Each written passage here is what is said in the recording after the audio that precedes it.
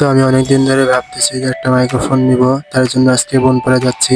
তো অবশেষে 8 kilometre cycle ride করে আমি বনপাড়া একটি দোকানে চলে আসি। তো এই দোকান থেকে আমি মাত্র 400 টাকার মধ্যে একটা ভালো মাইক্রোফোন কিনে নিয়েছি। এটা মাইক্রোফোন, এটা অল্প বাজেটের মধ্যে অনেকটাই ভালো। তো আমি বাসায় এসে আনবক্সিং করব। এই মাইক্রোফোনটা মেড ইন চায়না, এই জন্য সবকিছু চায়না দিয়ে লেখা, আমি কিছুই বুঝতেছিলাম না।